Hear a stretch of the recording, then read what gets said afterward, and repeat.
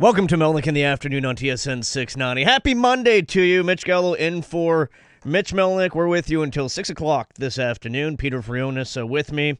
As what a weekend it was. Montreal Canadiens fall to the rival Boston on Saturday night. Plus, we had the NFC and AFC championship games.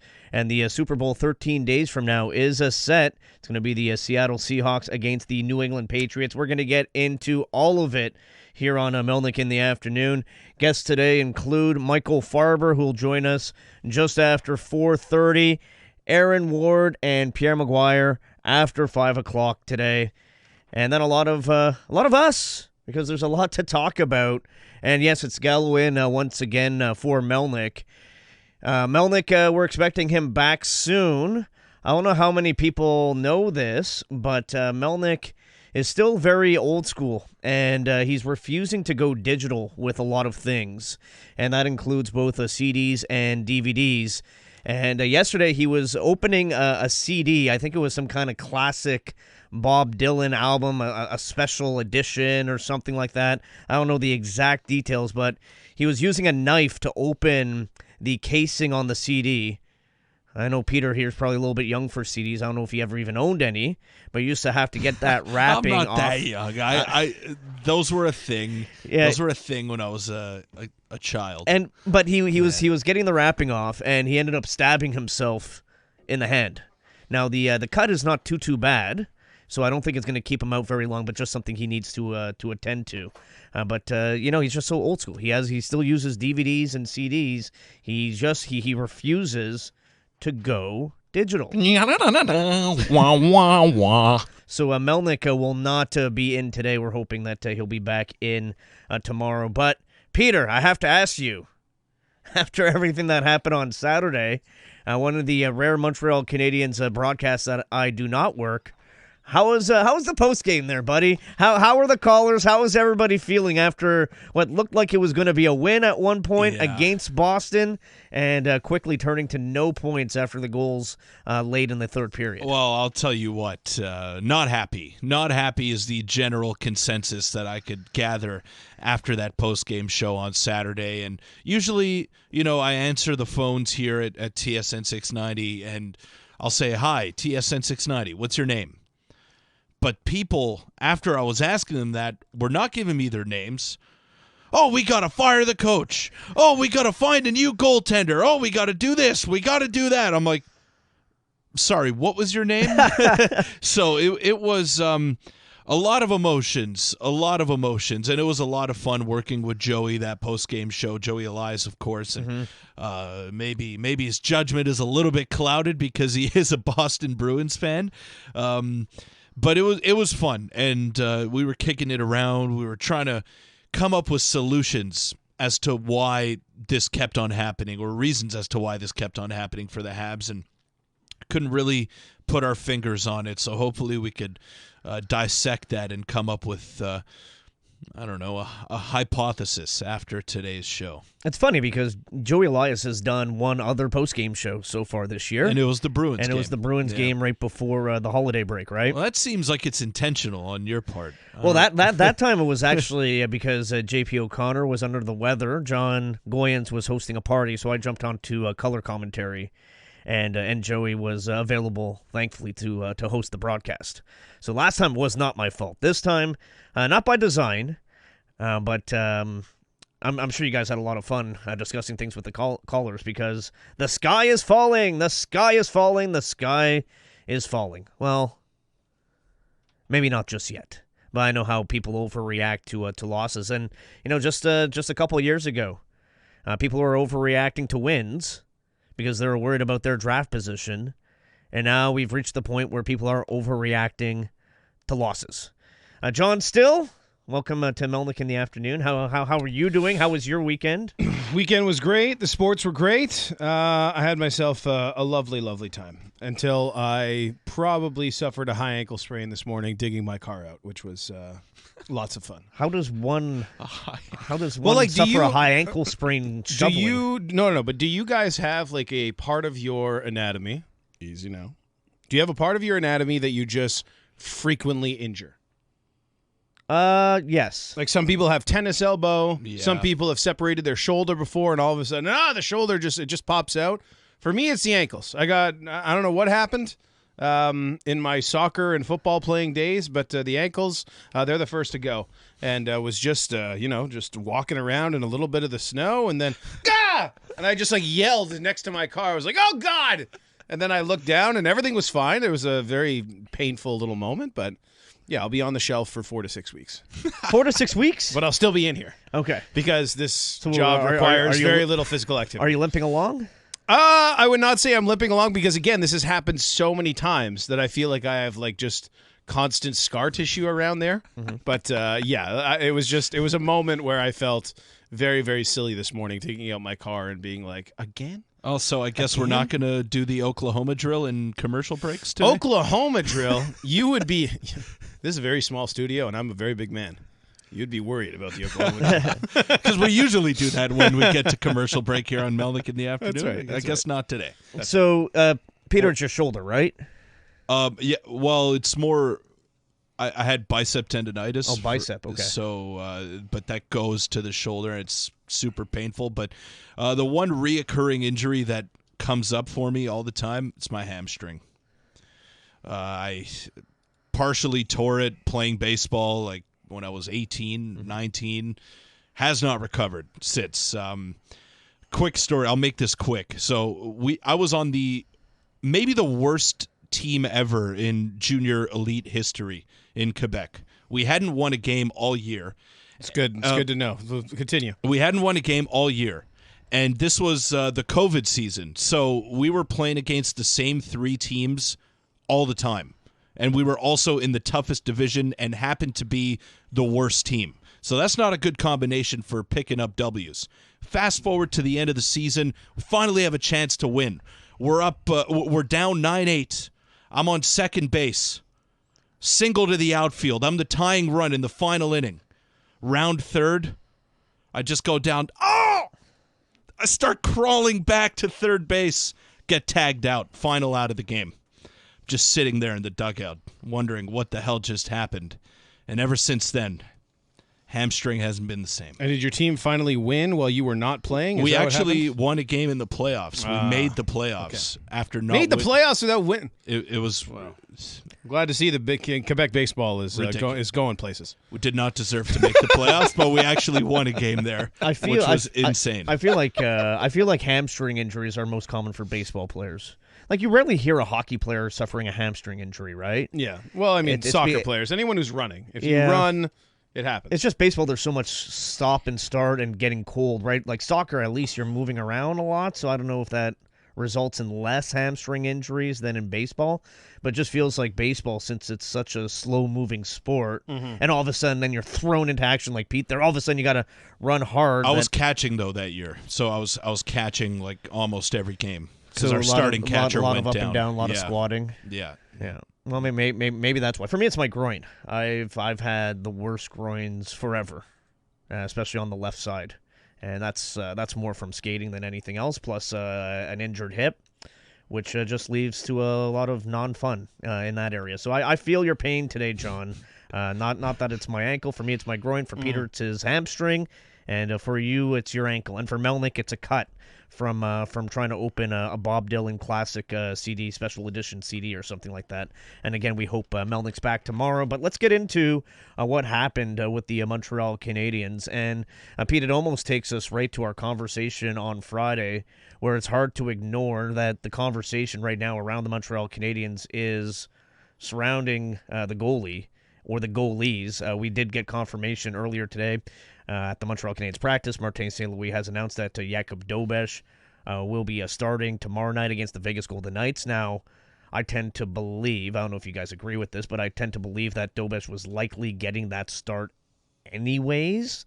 I don't know if he's getting that start as a result of Sam Montembeault letting in 2 goals in the third period, where you want to have at least one, probably both. I don't know how you guys feel about those 2 goals. I also feel as though if Montembeault doesn't struggle early in the season, maybe he's given the benefit of the doubt. You know, the Minton goal, we always hear, and I'm no goaltender, but we always hear goalies talk about the fact that backhands are the hardest ones to read. And then the shot by Geekie. I mean, that's a heavy shot coming at 94 miles an hour. Now it beats him clean, doesn't even hit him. A little bit of a deflection. A little bit of a deflection, too, which is what St. Louis kind of referred to in the soundbite that we played at the beginning of the show. But still, right now, the Montreal Canadiens are in one of those positions where when they lose, people want somebody to blame. And right now, the easy target is Samuel Montembeault, who did not do his job on Saturday. I thought he made some great saves. I thought in the first two periods he was really, really good. I was at the who did he make the toe save on? He made a huge toe save, I think, in the second period on a 2-on-1. But this is the thing. Even John, you look at the second goal that Boston scores. He gets over there right to left with the left pad save, and then it's the rebound that's knocked in. Like what more is he supposed to do on that play? He's completely sprawled out, making a pad save. And I have people I was at WWE. I was at the Saturday Night Main Event, so I really watched the game in depth the next day. But I have people tweeting me, "Oh, he's let in 1 goal on 5 shots. There you go. There's your Montembeault. Are you going to be defending this?" And I don't really know what's going on until I watch. And then I watched the 2 goals that Boston opened the scoring with, and I'm thinking to myself, like, you're really just looking at shots stopped and shots taken at this point, because he had no chance on either of the first 2 goals. Yeah, but this has been the thing since he's come back. Sam Montembeault, since he came back from going down to Laval, he's been far better than what he was, which was arguably not even an NHL caliber goaltender for about a month.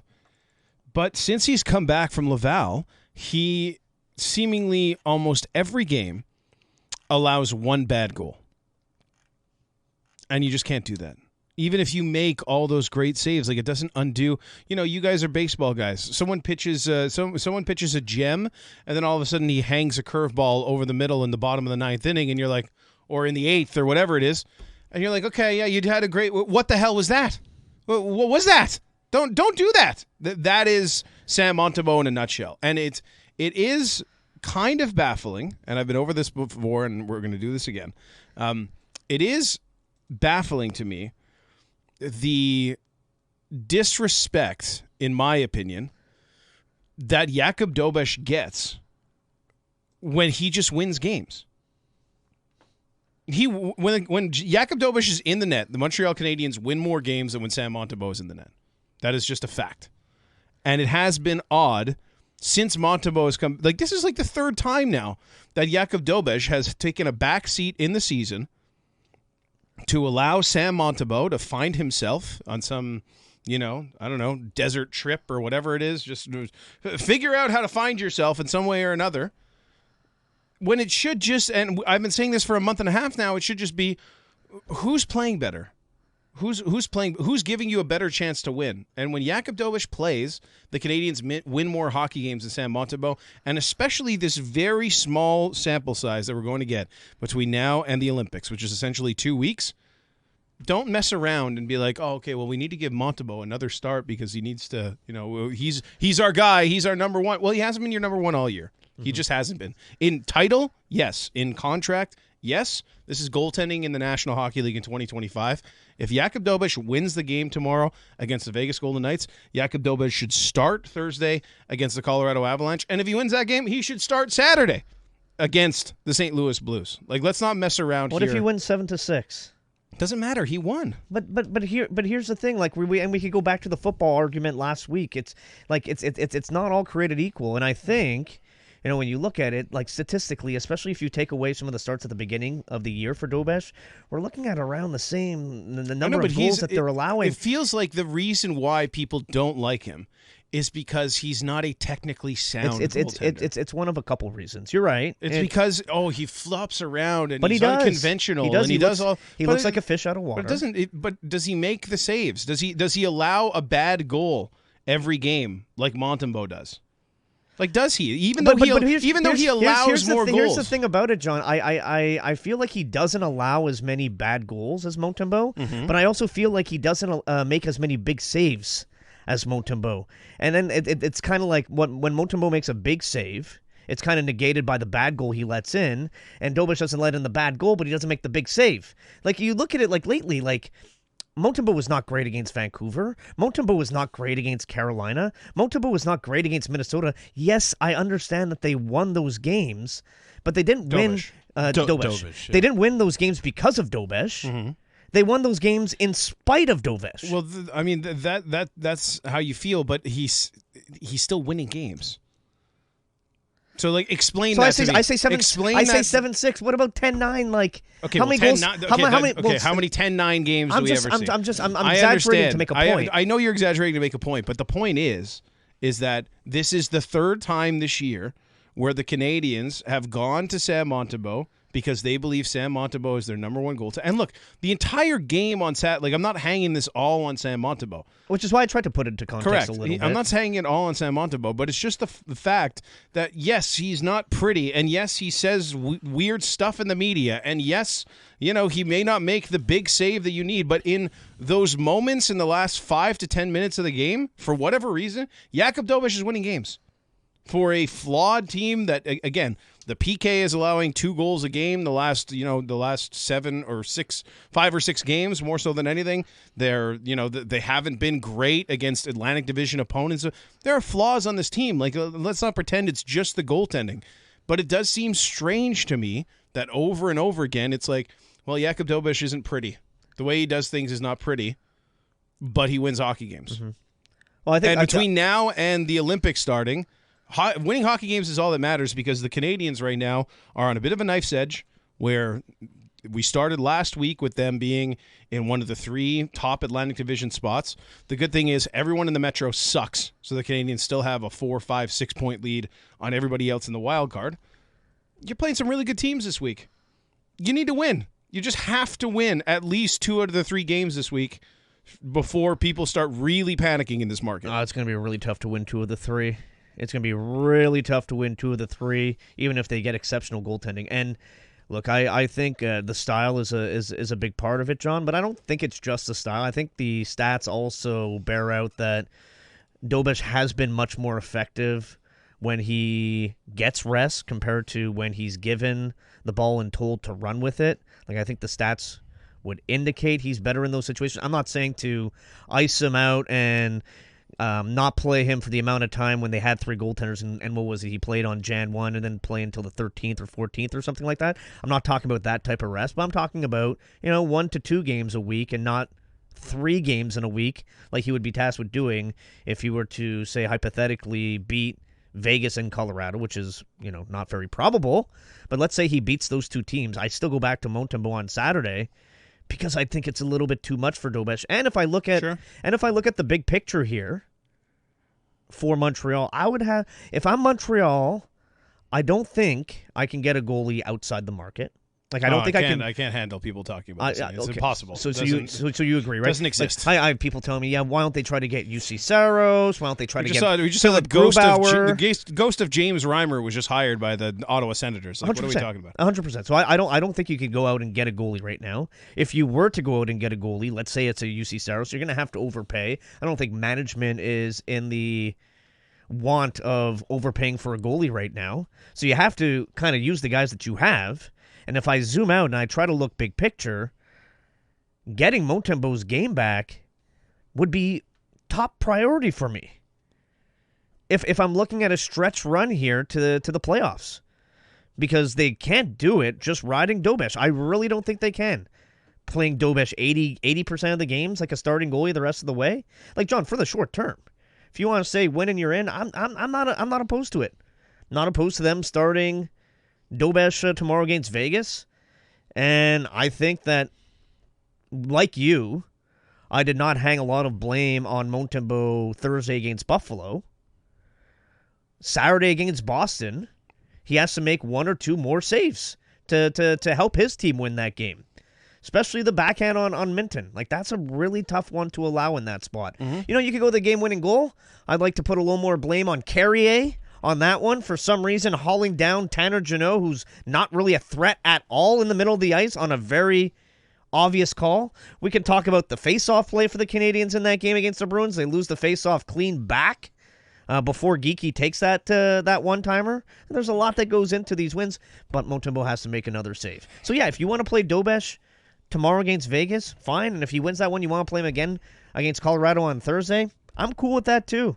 But I would still want, if I'm the coaching staff, to get Montembeau's game back to some kind of level where he can give me some consistent starts, at the very least a 50-50 split with Jakub Dobeš, because young rookie goaltenders like Dobeš simply do not carry teams to the playoffs. A 50-50 split would be nice. And my whole point, and I did this, when everything was going to hell with Montembeau in, what was that, early December, was just going through how, I think that it's difficult for this fan base to accept what is going on here when it happens all around the National Hockey League. And the point is, we've seen it in Carolina, we've seen it in St. Louis, we've seen it in, at least half the league, as far as I'm concerned, where you just go with who's going.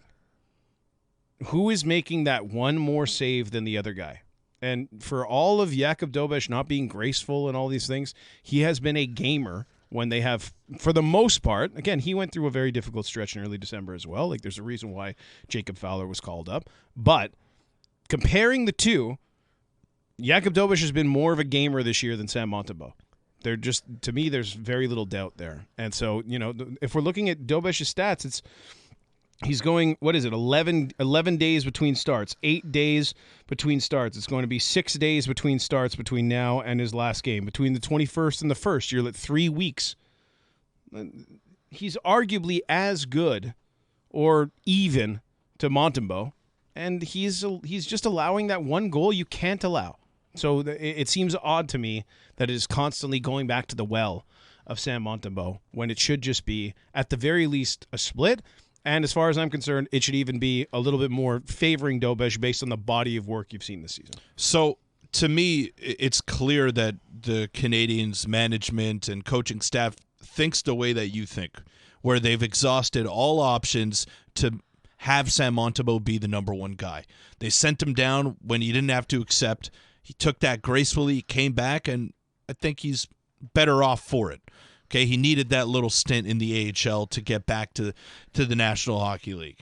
He had to sit out a couple of games earlier on in the season. They had to go through a 3-goalie rotation, all in the purpose of getting Sam Montembeau going. But my question is, why does he have to be the number one? When you take a look at all of the goaltenders around the National Hockey League, he is the 34th highest paid one. He's not paid like a number one guy. I know he was a year ago when he played 60 games and was a big reason, maybe the biggest reason as to why the Habs got back to the playoffs for the first time since the COVID-shortened season. I'll give you that. But why does he have to be the number one? And I get that it's unconventional to go to Jakub Dobeš and have him be your number one guy from here on out. But to me, it just doesn't make sense with the cap hit that he has. And he wasn't this highly touted prospect either coming in. They got him off waivers. So this was a reclamation project that has worked out nicely for the Habs. But now I'm not so sure that he can be your guy going forward. And I don't know what the answer is. It's clearly not Jacob Fowler. They don't want to go down that avenue again. They don't want to stunt his development and have him come into a situation where he's kind of hung out to dry. So it's Montembeau and Dobeš probably for the rest of the year, unless something drastic changes. But I don't know. I don't know if you can just turn to one and say it's your crease for the time being. Yeah, I mean, a couple of things. Well, when you say that Montembeau wasn't a highly touted guy, I don't know if I buy that, Peter. I mean, he was used relatively high as far as goaltenders are for where he was drafted by the Florida Panthers. Like, if you look at how many goalies were chosen before him in his draft, it was only a handful of guys, right? A third-round pick is pretty significant when you're a goalie. Go look at where Fowler was drafted. Like, that's some pretty big capital when you're drafting a goalie in the third round. And Florida at that time, they had Spencer Knight and Sergei Bobrovsky. Like, they had 3 goalies, and Spencer Knight was a first-round pick. So I don't know if they didn't really like him in Florida or that he wasn't a highly touted prospect. Was he an A prospect? No, probably not. Probably not, but the Canadiens saw something in him. And I think if you look around the league, there's a lot of guys that have a similar path at that position to Sam Montembeau. So I'm not going to discredit what he did in the last couple of years here with Montreal because of where he was selected all those years ago by the Florida Panthers. And as far as, does he have to be a starting goalie? I mean, it depends what you mean by starting goalie, but like I just said to John, they're going to need him. Whether it's a 50-50 split or he's the starter, they're going to need him. And I don't know, I still feel today, if they can get Montembeault back to the goalie that he was last year, he is a better option than Jakub Dobeš. He's not right now. He's not right now. This is what I mean. This is like you're sending your kid like 6 times to go to bed, and at some point you're like, you just lose it. You just it's 4, 5, 6 times. How many times can we keep saying the same thing? It's not necessarily true in practice. In theory, in the NHL that you and I grew up watching, that is a fact. Is this team does not go anywhere with Sam Montembeault. If this team had Stanley Cup aspirations, I would say the same thing. This team is trying to get into the playoffs and maybe win a round in the playoffs. That is the height of the ambition of this team right now. We've seen Lucas Dostal over John Gibson, excuse me. John Gibson, I know that Peter enjoyed that for John Gibbons, obviously. But, play my King of the Hill clips again. I'm sure there were multiple times, 2 or 3 years ago where it's, okay, well, this team's not going anywhere if John Gibson doesn't get going. And then Lucas Dostal goes and he makes it undeniable. Jakub Dobeš hasn't made it undeniable. But the other way, Sam Montembeault has made it pretty undeniable that to just give him 2 out of 3 starts all the time, it's not getting it done. It's not getting it done at this point. So, if we were in early December, and we had this conversation in early December, as did everyone, how many times are we going to just keep saying it over and over and over and over again, where it's, the Canadiens need Sam Montembeault. Okay, yeah, in theory, yes. They need wins. They need points. They need to make sure that they're keeping pace with the hottest division in hockey, where all these other divisions are horrendous. This is just the way the cookie crumbles for the Montreal Canadiens this year. Boston's coming on. Detroit has continued to surge, and Buffalo's better than the Canadiens right now. Yep. You have Buffalo on Saturday. You need to win. You just need to win games. And that's why I'm really taking it one game at a time. I know that the cliche is terrible, but it's Dobeš tomorrow, and let's see what he does. Right, because, John, I give up the example of a 6-5 game. I still think you have to think about who's starting on Thursday if the game's 6-5. All right. If it looks like the Carolina game. But maybe it's a situation of Dobeš getting a 3-0 shutout against Vegas. Then it's an easy decision, right? Or maybe it's a 3-1 game or a 2-1 game or a 3-2 game and he makes 29, 30, 31, 32 saves. Maybe it's an easy decision. And that's probably the ideal situation right now. Mm-hmm. But I also feel like the team, for whatever reason, just plays better in front of him. And I don't know why that is. I don't know if it's random. I don't know if they just feel a heightened sense of urgency when they have Dobeš back there. But for whatever reason, when I watch the Habs play, and I can't really recall a game where Dobeš has stolen it. But why does the team win when he's in there? Why does the team play better when he's in there? I don't know, but it's a one theory. of those unanswerable questions. We've seen this before. Theory, we've seen this before in the NHL where it's, you get guys to play guilty because the backup's in there. Yeah. You throw the backup against the really good team because it's like, we're going to have to lock down defensively tonight because if not, Colorado's going to ship 7 past us. So you throw Jakub Dobeš in there. And again, the whole thing that I've said about Jakub Dobeš is if you look at the entirety of the season, the Montreal Canadiens are nowhere right now. They are nowhere without Jakub Dobeš having an absolutely fantastic first month of the season. Yep. Where the Canadiens surged out to that spot, and since then they've been a just above 500 hockey team since then. Well, I mean, just to add to your point, I also don't think they're anywhere near where they are if Fowler doesn't come up and give them some quality starts too. Mm-hmm. It's taken the other two guys to cover up some of the mistakes from Montembeault. Would you see Jacob Fowler coming up before the Olympics? Like that would be pretty shocking. That's what I was going to ask you guys. I think we're on the same page on this one, right? Mm-hmm. Like what? And John, you talk about the aspirations of the season for the Canadiens, and I tend not to disagree with you as far as realistic expectations and what they should be. I think if you're looking at what's best for Fowler, I think it's being the guy in Laval. Sure. I think that's what's best for him, which long-term, when the Canadiens are ready for the Stanley Cup, that's what's best for him. Peter, you want to see Fowler back? I feel like you might not have a choice. if this continues to go, and maybe the Canadians just cut the cord and say, okay, well, we're not going to make the playoffs if we're not getting goaltending from Dobeš and Montembeault. But you're still in a spot right now where it's not, the sky isn't falling, to use your term there. So I feel like if this continues and if it persists, then there might have to be a conversation surrounding Jacob Fowler coming back. And I was wondering this, heading into the game against Boston. Clearly they value having him spend time in Laval and developing over there.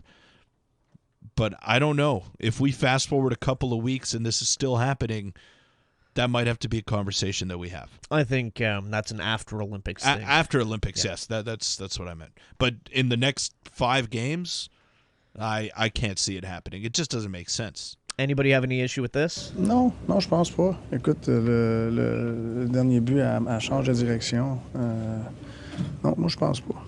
Asked if he thinks Montembeault is fragile, or if his confidence is fragile right now. Je pense pas. I saw people taking exception to this online. Okay. Any issue? What do you want him to say? What do you want an Ottawa situation? What do you want Martin St. Louis to say? Well, I agree with you. But this is my point, because I saw this online. What do you want him to say? You want him to sewer Sam Montembeault? Is that what you want? Well, it's also a directed question, right? Like, do you feel your goalie is fragile right now? You want him to say, yes, I think my goalie is fragile? Exactly. I mean, he only said it one time. He's only said when both Dobeš and Montembeault were going through it in early December, did he sit down? God, I forget what the game was. But I was at the game, and he sat. It might have been after the game in either against Philly or LA. And he said, yeah, could we use a save? Yeah. And then he went on to, that's as far as he's going to go. Because, for a guy who goes out of his way, and I appreciate it for Martin St. Louis, because a lot of other guys, John Tortorella, John Tortorella is the extreme example with John Graham, but he goes out of his way to be like, I don't know anything about goaltending. That's not my department. Yeah. So for him, if he says that for 3 years, and then when someone asks him if his goalie is fragile, and he says, yeah, Sam Montembeault's fragile right now, well, what kind of confidence are you inspiring in any way going the other way? So I don't have any problem with Martin St. Louis saying that. I mean, I would love for everybody to be honest all the time. Not the world we live in.